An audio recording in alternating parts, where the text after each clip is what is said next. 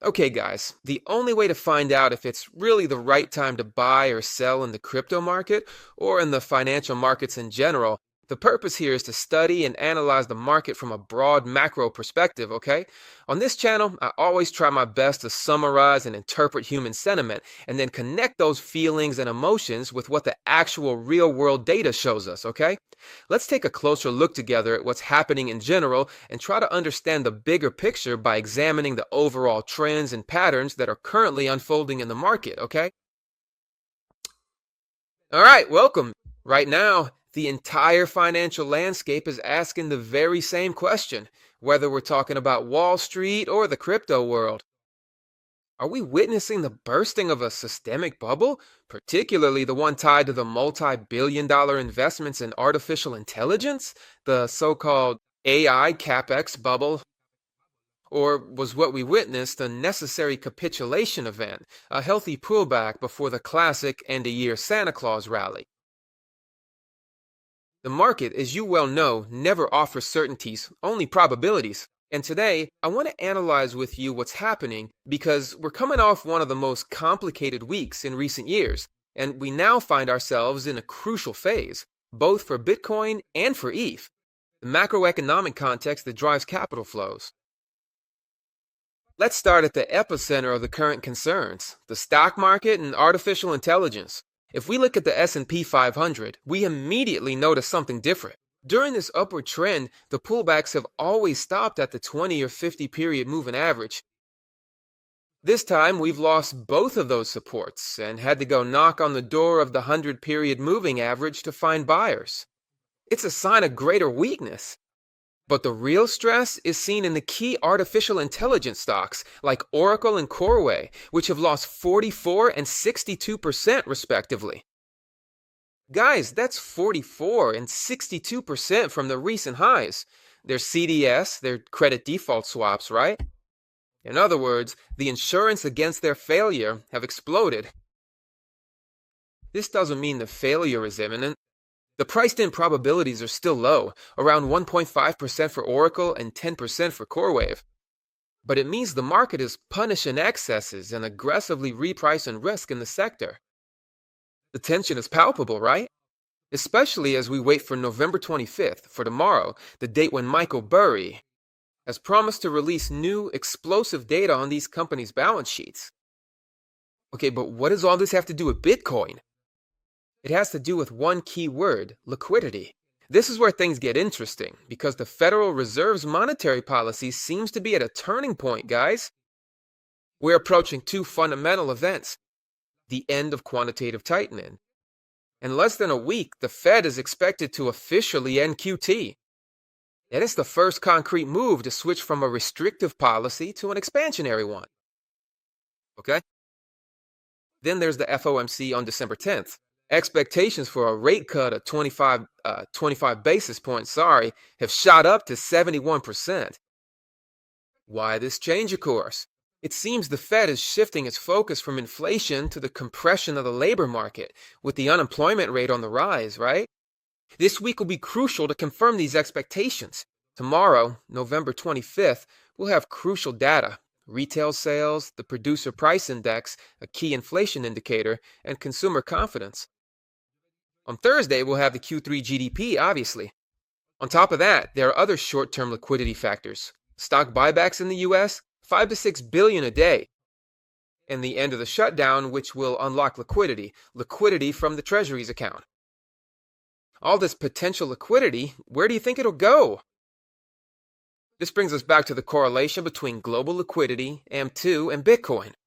For a long time, they followed it perfectly. Now there's a gap. Liquidity is growing, Bitcoin is lagged behind.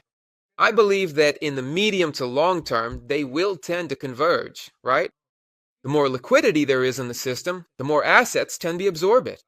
This gap could be an anomaly that's destined to close. Now let's turn to the crypto market. Let's dig a little deeper. The situation is extreme.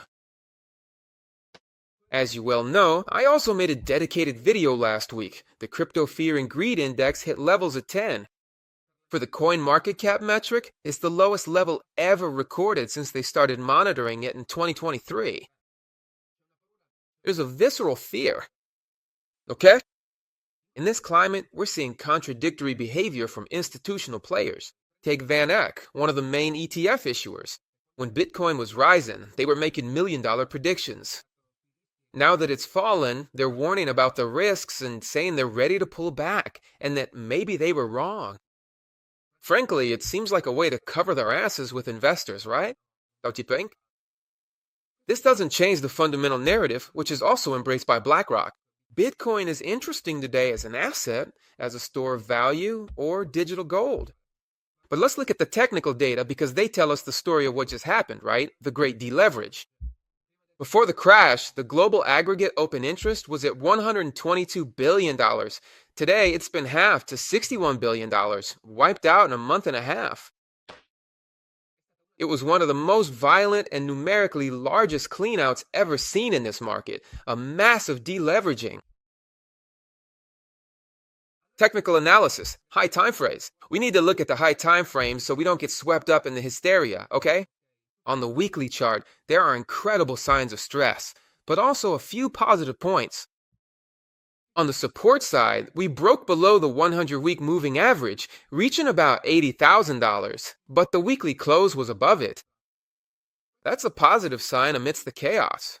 Also, the bullish structure technically remains intact as long as we don't close below $78,000. Stress indicators. The weekly RSI has reached levels we haven't seen since December 2022, basically the bottom of the bear market. Same goes for the short-term holder NUPL, net unrealized profit and loss, which shows levels of capitulation, identical to the 2022 bottom. These two signals tell us the market is so stressed and overextended to the downside that it's hitting full-on bear market levels, guys. Now let's look at the monthly chart. This week is decisive for the monthly close. We've tested the 26 EMA for the first time in this cycle. The objective is clear. We need to reclaim the $97,000 to $98,000 range. And we need to do it quickly to avoid the formation of bearish patterns like a bear flag. If we close the month near 98T, this old violent drop would be read as a shadow, aggressively bought up by the bulls.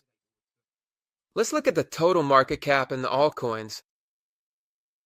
An important structural data point, in my opinion.